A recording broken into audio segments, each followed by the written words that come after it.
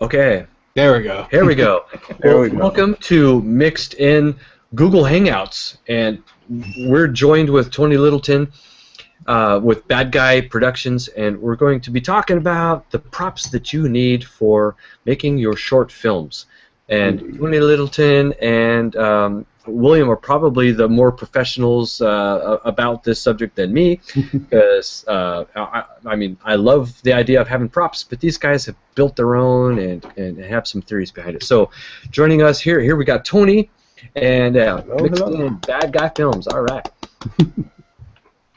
So, Tony, when you're making a short film, do you write down all the things that you're going to need, besides what cameras you're going to use, what sound you're going to use? Does it pop up that you're like, oh, I'm going to probably have to go and find this or make it? Do you do that? Yeah, there's a couple of, I guess, salvage stores or, you know, thrift stores or whatever. And sometimes I just walk through there when I need a couple of ideas, and you never know what little article of clothing may turn into an actual prop that turns into a short, that turns into your success. Yeah, because that's the same way. Because like when we get started with making some kind of short skit, we have like maybe 2 or 3 props in mind. But when we end up going to like Goodwill or a thrift store or Value Village or whatnot, and we're walking around, we're like, oh, this is a perfect jacket for this character, or hey, look at this gun we probably don't need for this, but we'll probably use it for something else, you know. But yeah, we always, like, usually when we get started on doing something, we have an idea of the basic props that we need, then we end up finding something else when we do go to a thrift store or Value Village. Or one time we were doing a skit for, it was called My Home Invasion, and my character needed to have a bathrobe. Yeah. So I bought a bathrobe at the thrift store that was awesome. It was like $6. You know what? It was an awesome bathrobe. I wear it all the time now. I got a bathrobe over here from the thrift store the other day, and I bought it just to see what it was. And it made a really awesome wizard's cloak. It's got the little, get it up, I don't know if you guys can see that. It's got the little hood. And it's very velvety. Yeah, it's very velvety. It's for my good wizard. What I'm wearing now, listen, let me give you a quick rundown of what props can do so quick. Okay. Say you want to do a fantasy film. I went and got this robe right here. It's a graduation robe, and let me stand up for you. Okay. It's, you know, nice little wizard. Yeah. You make you a little wizard staff like this right here. Sweet. And it's just a little brass skull I found, and, you know, a little piece of wood. Oh, nice. You got an evil necromancer. Yeah. Something else I found. Let me take this off right here. Yeah. And now I'm a starship captain. Nice. Where'd you get that from? That's not all. Another wig I found after Halloween. You put it on, like so. Can't see That's it, awesome. Yeah. And the cape I found for 25 cents. And now you're a vampire. Yep. Nice. All of this stuff cost me under $6. Were you at costume stores or thrift stores? Oh, get his earbud back in. Did you find those at costume stores or at thrift stores? Thrift stores. Nice. You should always go to thrift stores after Halloween. Yeah. Oh yeah. Well, we're lucky enough to have a store near us that is a costume store, so they got a lot of cool all year round. Yeah, that's where we get our wigs. That's where I get my wigs from. Well, I know one thing, that if you're making action films, you should probably always have a supply of this, and you can find this around Halloween time. Your bottle of blood. Yes. This is now about half full. We've been using it for a while. That all depends on how far you're willing to go with your film. Sometimes you can make them, you know, PG-13. Yeah. But if you want to go rated R, you just want to go rated R. Yeah, do a rated R. I'm glad you held that up, because one of the biggest marks of a cheaply made film is CGI blood. One of the most important props you can invest in, besides a real looking gun, not a real gun, is blood. there's articles on how to make your own blood. You can buy it online for really cheap if you don't, have a store near you. Yeah. But we played with some making your own blood, and we had some pretty good luck with, especially if you just want it to be on bandages and stuff. So Yes. you can use. I mean, that's a whole other subject, but how to make it. But but we took some advice and we made some of our own blood, and it's very different from this blood as far as the color. But this is really nice because it washes out. The blood we used was for him to ooze out of his mouth. Yeah, I need to do I don't know. This is not a food product. Do not drink. Yeah, but you still might. So yeah, you probably don't want to put it in your mouth. Yeah, I don't think you want to put this in your mouth. So that's why we did the. Just so you know, what I used for the whatnot. zombie thing, where it was coming out of my mouth, it was mostly a combination of corn syrup with some food coloring in it. Yeah, but it was all food-based products. Where something like this isn't really food-based, so you really don't want to get this. But this was a really bright color, intestines. so if you're gonna color grade anyways, then it might not look so bright red. So it's pretty nice, but it washes out of your clothes really good. And like if you needed to splat it against walls, it can wash off. Yes. Well, that's really cool. I might have to get some of that. Yeah, I know it's. I don't know if it. At the sometimes they say it stain. It does stain. Sometimes it does say that. Yes, some items might stain. Yeah. Where we got this was at the Halloween stores. Every time they come around, we always try to get a bottle of that because we use it all year round. But I doused my shirt in one of these once, and I washed it, and it came right out. Yeah. So this is from the Spirit store. Yeah. I don't know if you get the Spirit of Halloween coming around your house. Sometimes they open up in a place that's for some reason vacant, and then you got all your Halloween costumes. Well, they sell this every single time. Yeah. But I think you can get it in big gallons too. I think if you were to use something like that though, you would have a prop shirt. Don't wear your Sunday shirt. Yeah, don't wear stuff that it's like, hey, this might get destroyed during the making of this film. So yeah. But that's where your props come from, so you don't break anything real or hurt anybody. Yeah. You're speaking of guns, and William has a couple of things that we had bought in the recent. Here's the first one I got. Yeah. So it's a BB gun. Yeah. But it has. What's cool about this BB gun though is that it actually has realistic-looking bullets. You got one in the Oh, nice. Yeah. Do the BBs go in there? Yeah, the BBs actually go in here. It's CO2, but the handle part kept on coming off, so I just glued it on there. Glued it on. But it's cool because it does have the bullets. It's a Black Ops gun. So for the video game. If you get a close up, if you get a really close picture of this, with your film, and you're gonna see the big old Black Ops on there, which we don't mind too much. We use a lot of their stuff, even their maps. So it's cool because it has the bullets. Yeah. So like even we use this in one of the skits, the Are You Ready? Yeah. We use the bullets. And that's if you want That's if you want a revolver in in this setup. What's cool about having this though is like when you go to use it, that's it. There's no sliding action or nothing. Now you can do the muzzle and smoke and whatever have you. As long as you can react actor with it, then it doesn't take much for it. But with this other one, which we just recently got, this one is actually. Why did we choose the day to use the black background? Yeah. Okay. Let's switch cameras. Maybe you can see that better. Yeah. So it does have the sliding. Oh, I like that. I like that. It's going to make a little noise. He's going to fire it off? Go ahead. I'll cover it up. So it does have the blowback to it. Yeah. Nice. Did you even see that? There's a little bit of a... It went too fast for the frame. Go to the other camera. Yeah. Okay, we'll do it. See if the other camera does it. This resolution might be a little faster. Yeah. Ooh, I felt that. You feel it? Yeah. Anyways, it does have the blowback to it, which is awesome. The only thing is, though, it's like it does have the release catch here, so when it does slide back, it will catch it. Okay. Which is cool because, that simulates it's an empty clip. Yeah. The bad part about it is like you don't have one bullet in it at once. Yeah. But we found out if you hold on to it while you're shooting, yeah. Go ahead. There you go. And then at the end, you just release it. It's on safety. Then, if you hold the button, you can fire it as rapidly as you want. So this is actually something very cool, which is awesome when you get guns with the actual blowback to it, because then. So Tony, you would know that when you have a gun that actually reacts every time the actor pulls the trigger, it's not only is it going to kick back a little bit, but there's movement in the gun. It makes a noise that is so much easier to edit, because then you can add the sound effects and the muzzle flash at the precise moments, not kind of off. You can really narrow it down. And if you don't have any airsoft guns, say if you're just got a little plastic toy from the dollar store, something like that.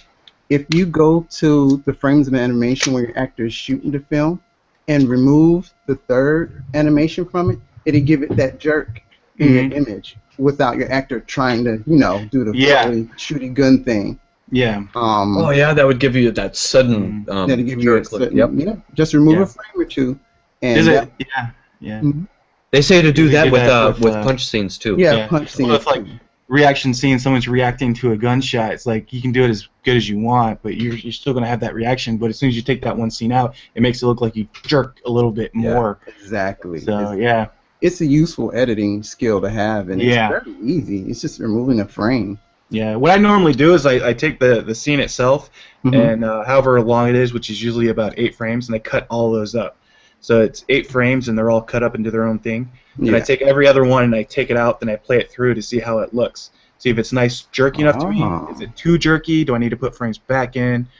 And do I need to take more out? I did that for our zombie skit when we got shot, and I got shot in the head, and Chris got shot. I actually I took out some frames, so I'm like, it's not jerky enough for me, so I took out some more frames. So. Because I couldn't snap my head back fast enough. Yeah. Well, mainly for me, I was like, I did a little snapback, but it was like, man, it wasn't. To me, it didn't look like I got shot in the head. It looked like I got shot in the head. Yeah. But that's how I go about it. What do you guys think about making your own props? Have you tried that any? We have. There was a video called Finding William's Kryptonite. And it called for me smacking William around with a crowbar. Yeah, the whole. That was one of my favorite skits. I didn't want to hit him with a real crowbar. It's like when we thought about this, what happened was we were watching film, right, and we saw him make a fake crowbar, and we're like, hey, let's try that. Yeah. Make a fake crowbar. We're like, what are we gonna make it for? And it was like, well, let's do William's superpowers ones, and Chris is beating the crap out of me with all kinds of stuff we have. That was fun, by the way. Is crowbar. So we went out and we bought ourselves That's a real one. An actual crowbar. And what we did was we took some of the, what is that stuff called? It's the kind of foam that you would stand on in your garage. You can buy it for like $20 for exercising and whatnot. So we bought that, and we glued some pieces together, and we duplicated it. Yeah, I kind of traced it out, the real crowbar over it. Cut it all out. The best we could. It looks nice. I like it. It looks real. I'm pretty sure you couldn't tell. It's the same exact size as the real one. Of course, we used a black background today. Right up. There you go.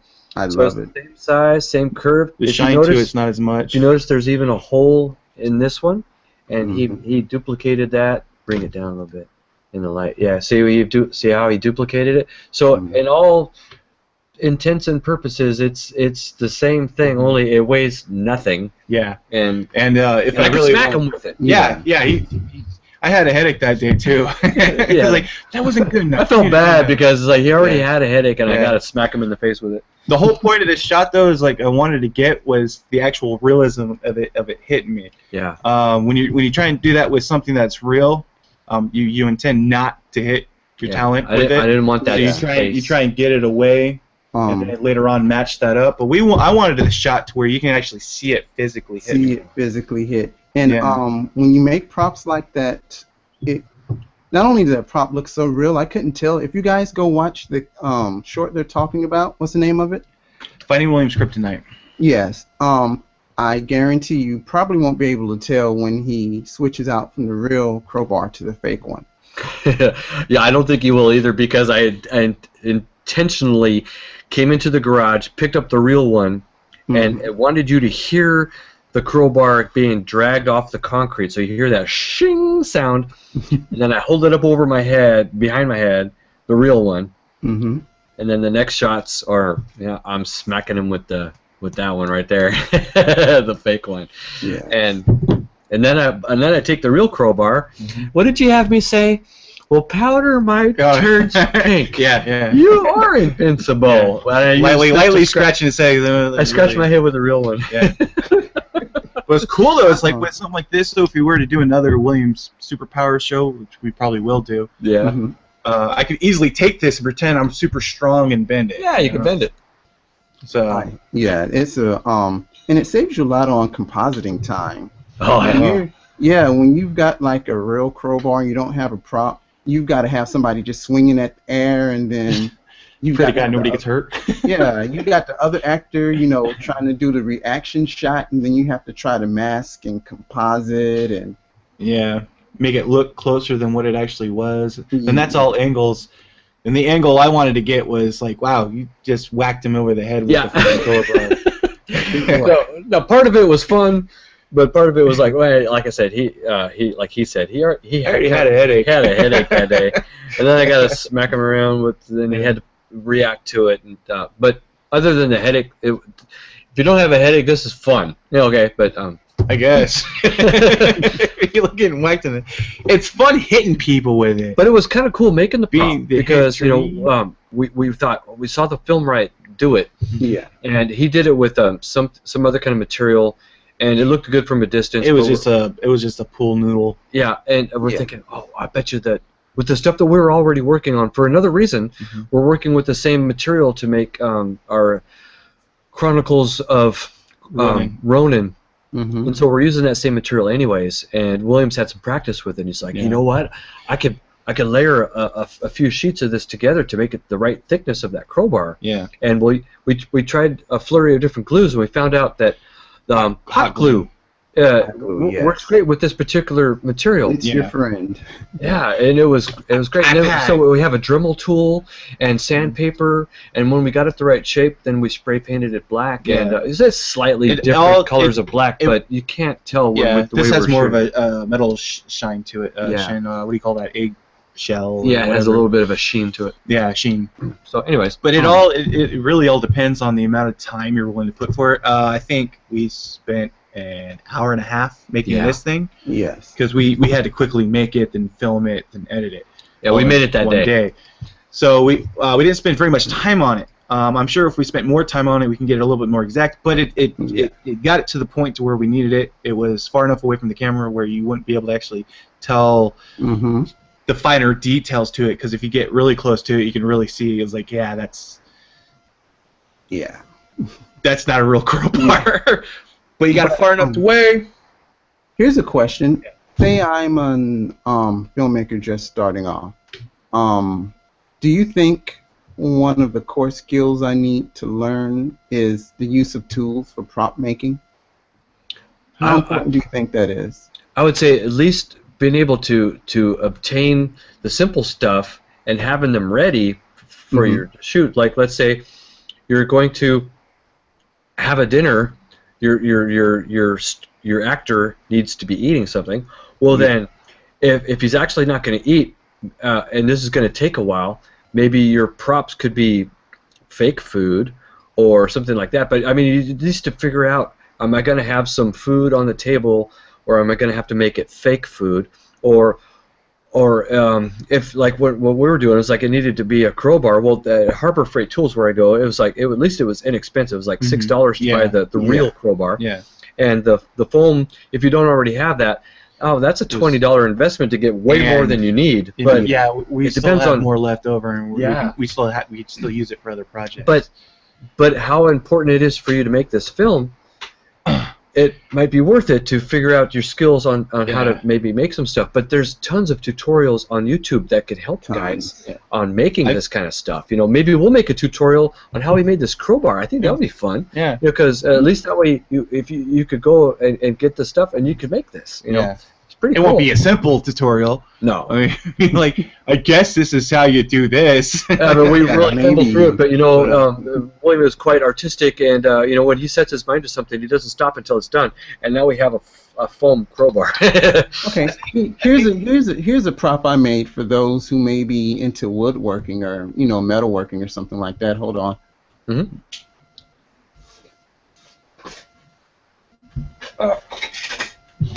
I really like this gun though. That's awesome. Yeah. All right. Can you guys see this thing? Oh yeah. This is just soft wood. It looks dangerous. Yeah, It's probably what still hurt. Yeah, it's not. It won't hit you too. There's nothing in here. But the further into the future, into the past you go, you're gonna start spending more money on props. I think you're right, because to make it look barbaric, you have to find some funky stuff to put together to do it. That all really depends too. It's like, you have woodwork under your belt, so that really helps it out. Yes. I've seen, like, I've gone to museums and it shows some sci-fi props and whatnot, and I've seen some of the clothing they wore for Blade Runner, and telling you the truth, those things are like fabric thin clothing. I mean, there's not much to them whatsoever, and it looks like they still try to get the details into it, but they didn't spend enough time to make it like, I really want this to be a warm jacket. No, they just want it to be enough to where it's visually pleasable. It's to keep the illusion. That's all you're making. You're not making, a real sword or anything. You're making an illusion. Most of your prop shit break on impact if you actually swung them at somebody. Yeah. But to answer your question from earlier, though, I think like the importance of a prop to a film really depends on how you're willing to film the film. If you want, you can go all the way with no props and just identify everything that's happening in it. I think props are very important. They help identify the scene, what's going on, the emotions of the character, if you have the props into it, without having to have any extra dialogue or extra time spent on explaining the scene. Because if you can see something, you can see the dinner at the plates at the dinner table, you understand, okay, this guy's having dinner.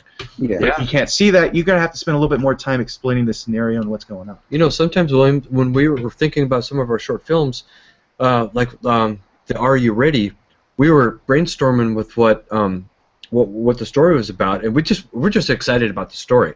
Then we started thinking about, well, what do we need for this? Well, it turns out that we're going to the garage.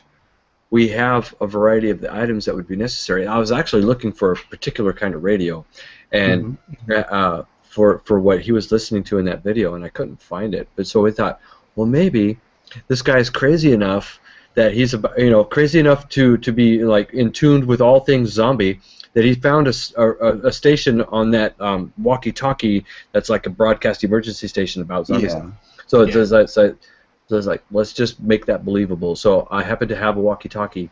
And it worked. So we used that. And what we wanted was one of those old-fashioned radio things with the big-ass antenna. I have one. I just you had a TV thing. It was like that's right. I have to use that. Like it has a big-ass antenna. That's what we wanted. I found it, by the way. You did? But it's way too late.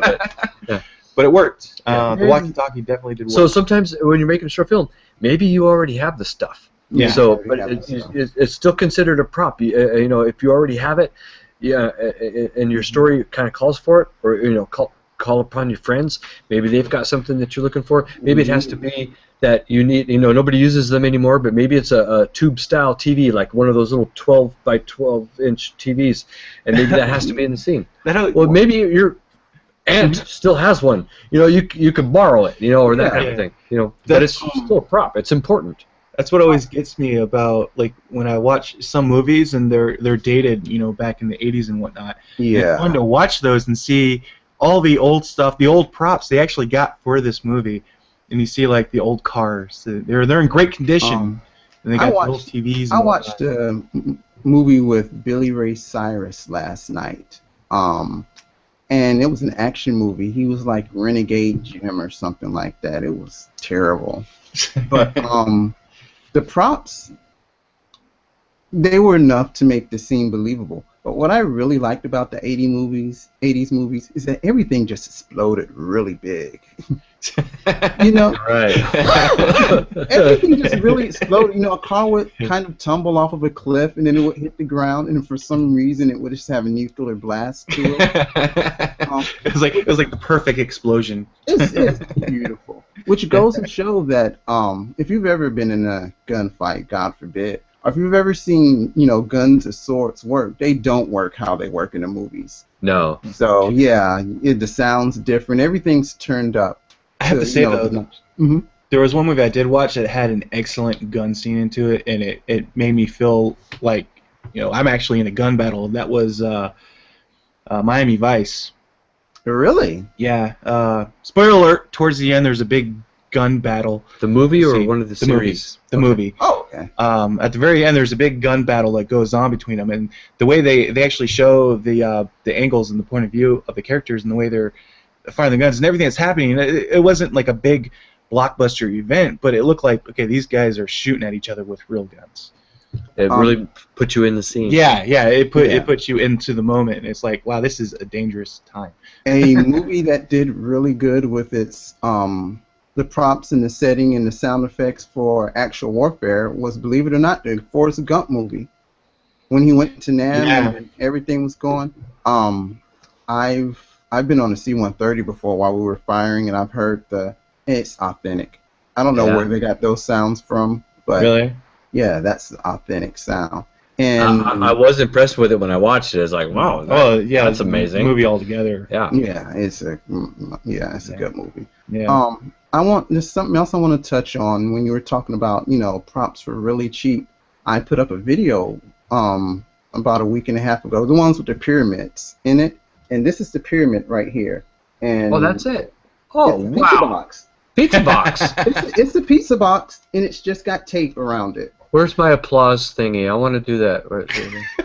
Hold on. Hold on. Yeah, I got a sound. It's like, hold on. There it is. There it is. There we go. That's awesome. So,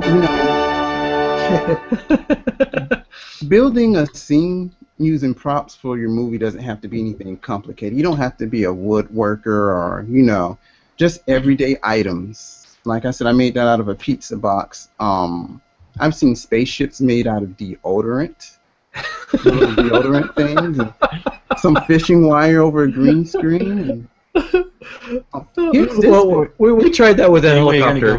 Didn't we try? We were kind of hoping that we could use our green screen and fly a little remote control helicopter with the green screen and try to like put it in slow motion somehow. We couldn't fly that thing. Not the one we bought at Walmart. No, we couldn't keep it just in the right place. We couldn't. Oh, it was. Yeah. It would have been cool in our minds. It's like, oh, this is gonna be great. Yeah. That's going to happen a lot. Things are a lot cooler in here than on film. Another good prop for a movie is, you guys know the Halloween mask? Yeah. That's a Captain Kirk mask. Yeah. And that's all they did was just paint it white and stretch it out, and Captain Kirk's killing people. Yeah. Yeah. I knew it. About that. He was a bad guy. The whole time. So, you kids are going down. I will. Yeah. Instead of killing the script, he'll kill people now. I'm your biggest fan. I like William Shatner, especially the old Star Treks, man. I know people don't like it, but whenever I watch it, I was like, wow, he was actually pretty badass in those. He was badass.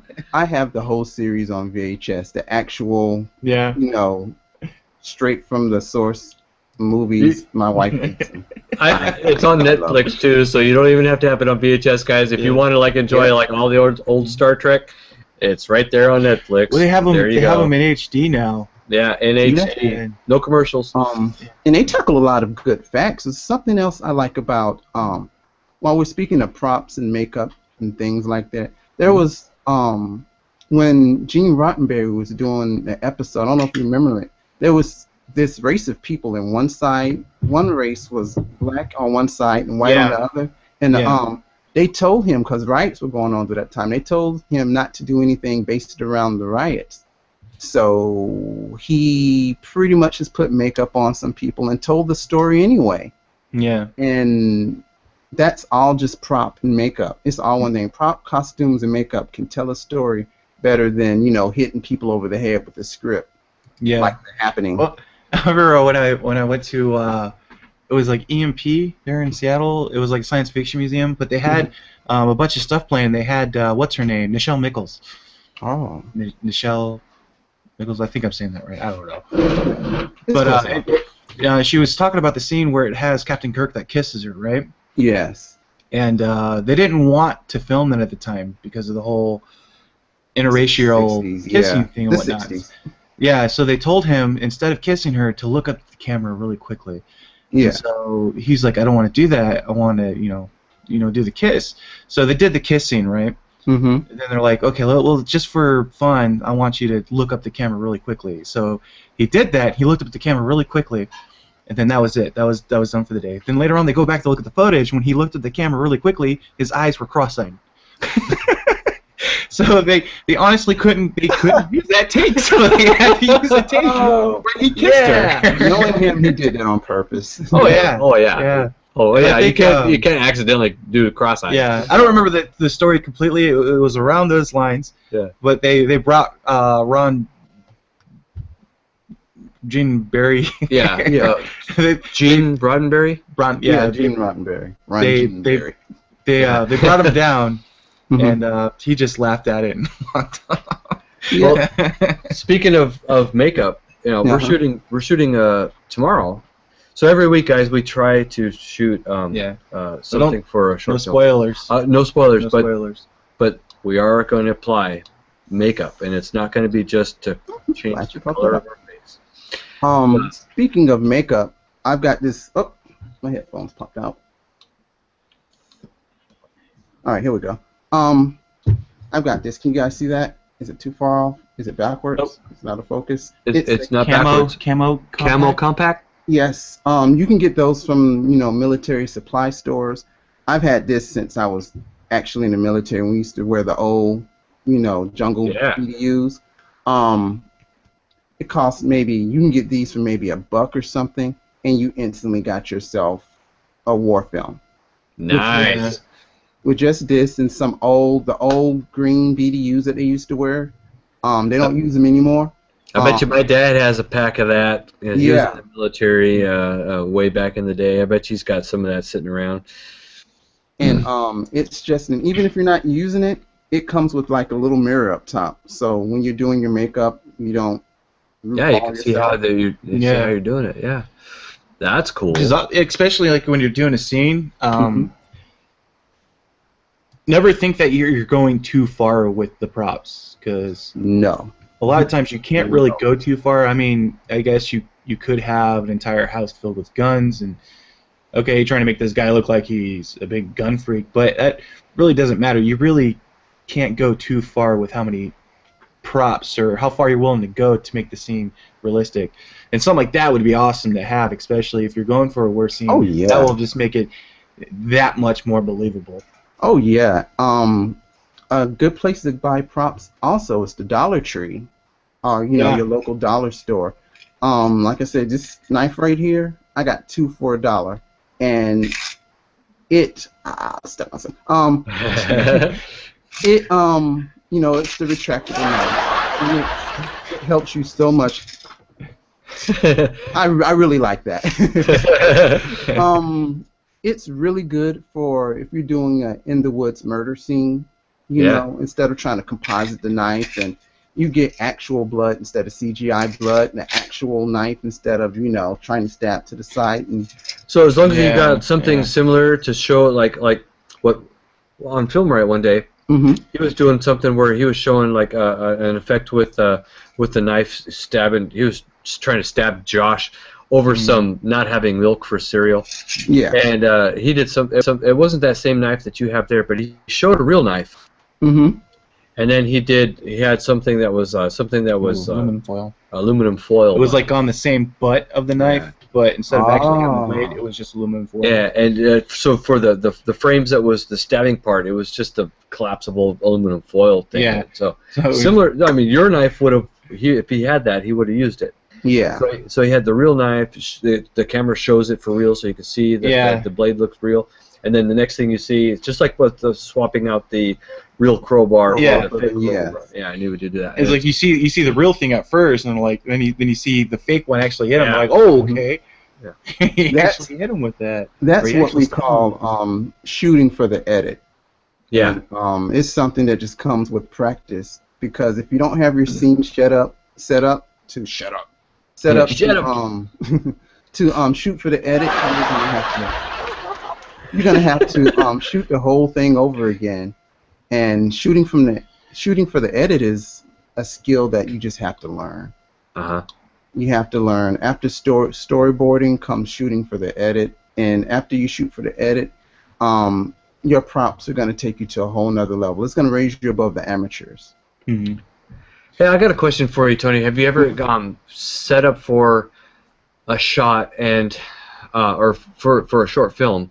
And so one day when you're thinking about it, it's like, oh, this is going to be epic. And then so you thought about it for a day, and then you started writing it out. Did you ever lose interest in the whole story just because it seemed like it was too much trouble? Once you, as a matter of fact, I shot a scene this week, a scene that took me 3 days to shoot, and I had to just junk it because it just wasn't working out. It was a simple scene that was supposed to take, I don't know, maybe 3 hours. I was holding up my hand, and a CGI fireball was supposed to appear over it, and the sparks would be bouncing off my hand. And after day 3, I was like, oh, this is terrible. It's just not going to work. You don't know how many times that theme plays during my day. I feel for you because there's a lot of times too where I'm working on a CG effect in like a Blender or something, and for whatever reason it's just I'm not getting the right reflections, the movement's not right, and all of a sudden, hey, this isn't doing what it's supposed to be doing right now. Yeah, and it just hits you, and you're like, you know, I can't do it right now. I gotta turn it off. I gotta walk away. I've got a once I was shooting this short film. It was about a guy with a briefcase just running through the woods as people were chasing him. The idea was for the audience to come up with their own reasons why this guy was running. You know, was he a good guy, you know, a whistleblower, or was he a bad guy stealing secrets? You know, I wanted to leave it ambiguous. Halfway through the scene, I decided it was a great idea to hold my camera while I jumped off the edge of a small cliff into a brook. Well, as soon as I jumped, I hit a root. Oh. So me and the camera of course is okay because I cradled that for myself. Yeah.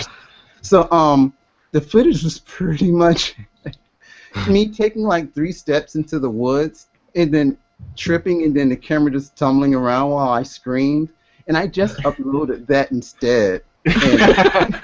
Nice, that's good. It was so much better than the film I wanted to shoot. I was like, you know what, this is better than I would have did anyway. And it was a good laugh when I was in school at the time. And yeah, sometimes you're working on an idea and you just have a better idea. Yeah. It just happens. It just magic happens. It's like, I went to go do this. It turned out like this. Yeah. I like this better. Okay. Okay, to get back into props. Yes. But another thing you got to realize too is like when you're making a film, everything is a prop. Yeah. So when you're filming, and everything that's in front of the camera is a prop, regardless of what it is. Film it out there in the living room, the couch is a TV, the clocks, everything now is a prop. Yeah. Sometimes props can go bad. When we were filming the Are You Ready, Chris realized at one point in time the clock on the wall said a certain time. Then a couple seconds later, the clock said something completely different. Yeah. So everything is So when you're looking through the camera, you gotta realize, learned. Yeah. You know, so everything I'm looking at is a prop. Everything is a prop. Yeah. So another thing to consider is that my living room looks a certain way. Did I want my character's house to look like my house? Was it okay that the decorations were the way they were? So on purpose, because he was supposed to be a single guy, so I was like, okay, well, let's like put some clutter around here. Like he's been like infatuated with the zombie apocalypse, and so let's make it look a little bit more cluttery. Like he started nice, but then just let things go. You know. Normally we clean up. This time, like you said, it's kind of like leave it a mess. When you're plotting the mood for your scene that you're gonna shoot, your props and your lighting pretty much set the tone for not only your scene but your whole movie. You have darker colors. Just say I'm making a movie about a drunk. He went to New York. He was going to be a bar singer. He got hooked on the booze, and he's fallen on hard times. Sure. When I'm setting his room up for props, I want it to look like something that may have been very nice at one time, but as time went on, he let his things go into disrepair. Yeah. So maybe a D-string guitar, something like that. A couple of suits that are wrinkled. You don't want your actor to have to carry the scene, so to speak. All by himself. Let the room, let the room and the lighting, props. Yeah, and the music, they all work together to tell the story. And too many times, I think people leave the props out. A good example is I love those lightsaber fight movies that people upload to YouTube all the time, but they're dueling on the street. Yeah, the fan films. They're dueling on the streets in jeans and a shirt. Yeah, and they don't have the right props. It's like, oh man, It doesn't take a lot. Like you guys said earlier, a simple robe and some brown dye, you're a Jedi. Yep. It takes maybe $2 and a trip to the thrift store, and the craft foam. Like you can make armor out of craft foam or yoga mats or things like that. Maybe $5 of that in an oval shape over your face and cut out some eyeballs, and now you're a Sith Lord. Mm-hmm. Yeah, and especially some paint. Especially paint. when they take the time, because some of them I see and they're like, wow, that's really good choreographed. They did a really good job with the fight scene. Yes. But it kills it because it does take you out of it. It's like, I don't feel like I'm in a long time ago and a place far away. I feel like I'm down the street. They spend all their time on the lightsaber part itself, but not the prop. They do such a good job with the fighting and the whole sword play of it, when all they needed to do is just add that little extra bit for the costumes props to just make it. Throw it over. And I hate that because the puzzle is almost complete. The fight's awesome. The editing for those fights are fantastic. Rotoscoping for lightsabers, I don't know if you guys ever tried to do that before. We haven't tried to do it, but I looked at tutorials on how to do it. It's like, that's going to take forever. I would love to do one someday. But right now it's like, man, do I have 4 weeks to rotoscope stuff? But no, not really. Well, it's like if I didn't have to worry about my day job, and I had the time to take from my day job to do this job, then I'd probably really enjoy doing that. But those guys definitely spent some time on making that happen. But like William said, it took us out of it watching some of these ones because the costume wasn't. They didn't have a costume or whatever, or their location wasn't like. It didn't seem like he said a long time ago in a galaxy far away. It's like it looks like they're in the parking lot of Walmart. It's like, well, this doesn't put me in the right place. I gotta buy some toilet paper, you guys. But that's why props can, I think, next to music and your sound being clear, which we already spoke about, props are one thing that sets you. Once you want to become a professional filmmaker, say you want to get noticed by somebody or you want to be accepted into the film festival, they're gonna look at more than your action scenes. They're gonna look at your audio, of course. They're gonna look at your visuals. And they're going to look at the way you direct, but they're also, most importantly, going to look at the props, because nobody wants a film festival where a film takes the people that are viewing it out of their mindset. Exactly, I agree. It's like we said earlier, props can tell a very large portion of the story to where you don't have to. So within an instant, the props can tell the viewer what's going on, what's the situation, what this guy's like, what's going on. Yep. So a prop can tell you what era you're in. If somebody's carrying a sword and it's like a Bronze Age sword, it's more of a barbarian movie. If they're carrying, like a fencing blade, you already know you're in the Renaissance. Or even it can even make a big old twist on it, because like M. Night Shyamalan, to where you're watching the spoiler alert, the village, and all of a sudden you go out and you see a road. Yes. I mean, just that one thing completely takes you out of the time frame you thought you were in and puts you into a different one. Yes. That was one of the best twists I've seen in the village, because they showed it like in the previews as a horror movie, and I was very confused. Yeah. Well, the thing when you think about, like, when you watch these other things, you got to understand. Okay, this guy is not really big on horror or anything like that. It's more of just a mind twist. Yeah, so when people go into it and they're expecting one thing, it's like, well, that's not the way he directs. I mean, that's not the way he does the stories. Luckily, I wasn't very disappointed with it. I enjoy all his movies. I thought The Village was one of his better movies. Yeah.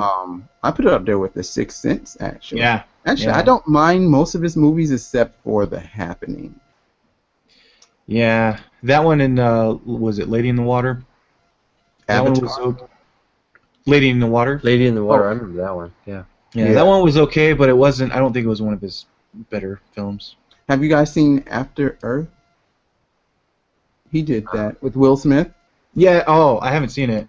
Oh, After I've heard Earth. about it though. No, I want to watch that. Yeah, Will Smith, and it's with his son, Jaden. He's a very good moody actor, but you know, he's just like his dad. Yeah, he's just like his dad. He's just like his dad. Anywho, back to props.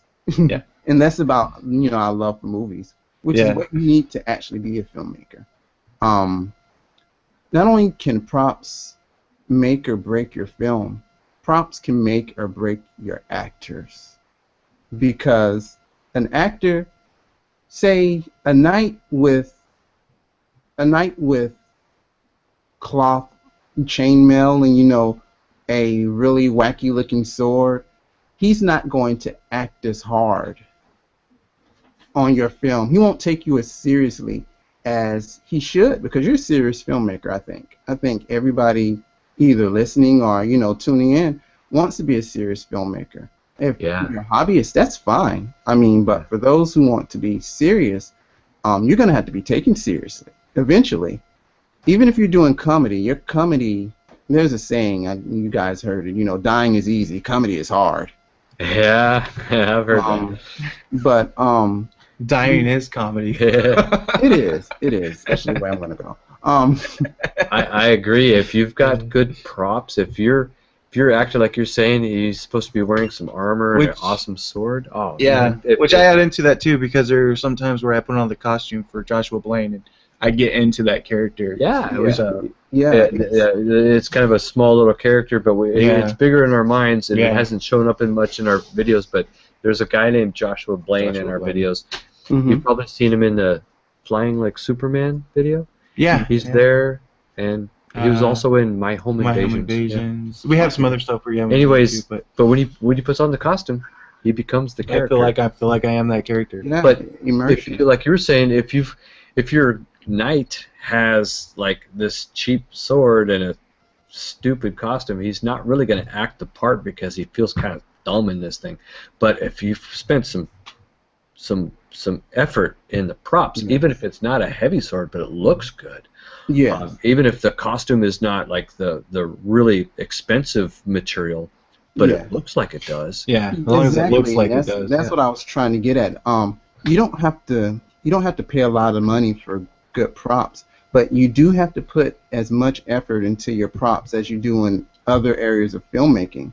Mm-hmm. Because it's a vital part. It's a vital part to making a film. You know, your camera, your lights, your sound, and your props. They all go there together, unless you're doing a silent film. Mm-hmm. And then your props are more important, because you don't want your movie to be a monologue like I'm doing now. You want your movie to be visual, because it's a visual medium, and for it to be visual, you have to have things to focus the camera on other than just the actor's face. You have to have objects to move the scene along. Something as simple as, you know, people say I've got a group of teenagers and they're supposed to be bonding and they're sitting around the campfire talking, and it's a good bonding scene. But what if one of them has trail mix? You know, they're passing it around to each other to make sure everybody gets some. And, you know, he says, "Hey, Jim, you want any more?" And you know, it's little things like that that can push your characters. Except for nowadays, it probably wouldn't be trail mix. It's probably a bag of weed. Oh yeah, I wanted We'll to. stick with trail mix. It's a special trail mix. it's just trail mix. But yeah, because it's like if they're all sharing it, it's like okay, these guys are close. Mhm. Yes. If only one of them is hogging it, it's like okay, so this either is a survival thing or that guy is the loner. Right. Yeah. That guy in your horror movie, he's gonna die first. Yeah, he's gonna die first. He's the slutty chick of the horror movie. I always like to think the survivalist is going to last longer, but it all depends on the writer. Yeah. Right. Yeah. It depends on how cliche you want your movie to be. Exactly. Yeah. But we're getting above that time limit. I think that we covered all the spots. If you want to hang on with us for a little bit after we shut it off, then that'd be great. We'll hang out a little bit. But but I think that oh man, so I think that props are like just as important as light and sound. Yes. Got your camera, got your lights, got your sound, props, and a short film. Those are like I think there's more necessities, but those are like in your top 5 at least, you know, of important things. The great thing about them is they can be cheaper than your lights, your sound, and your camera. Yeah. And they're Actually, it's probably the cheapest thing you can get. It's probably the cheapest. Yeah. But anyway, thanks for having me, guys, and thanks for showing back up Oh again. man, I'm glad that you're with us again, Tony. This has been awesome. I love that the fact that we're covering some grounds with somebody who knows what they're talking about. Yeah. And we're having a blast making short films. You're just making short films, and you know, we want to share with everyone who's making short films with what you need to get started. And when we learn some new stuff that we didn't know and we learned a lesson, we're gonna share it with you. Yeah. Share it. So next week, what we can talk about is what you were talking to us earlier about the possibilities of actually making money. Yeah. Yeah. From That's the films. barrier that So- stops a lot of people. Yeah. You know. So maybe next week we can talk about that. We'll have that as the main topic. Probably won't be very long, but you can educate us Yeah, that'd be great. how we can possibly make something to help pay. I can tell you a For us lot of making- horror stories. Yeah. Those would be interesting too. So that'll all be next week. Okay. All right. So So we'll see you thanks next time, everybody for guys. joining us on this mixed in Google Hangouts with Tony Littleton, and we were talking all about the necessities of props. Awesome. And next week we're going to talk about maybe you could make money, Tony's maybe gonna you can't. Yeah, Tony's gonna help us out with understanding the facts and. Mhm. And if you have any suggestions of what you want to know about indie filmmaking, hit Tony Littleton up on so his Facebook. Facebook is Bad Guy Bad Guy Littleton. Yeah. Bad Guy Littleton, and on Google Plus you are also Bad Guy Production. Yes. Okay. Mhm. And obviously, if you're here, you already know me and William, and you can see on our YouTube channel how to get to our Facebook. I even added Instagram. We got your fancy. Yeah, you got Google Plus and everything, so you know how to find us. So if you have questions about like what you want this next topic to be, hit us up. Yeah. See you next week, guys. All right, we'll see you next week Thanks, too, Tony. Tony, and we'll see you guys all later. And, Later. Take it easy. Later.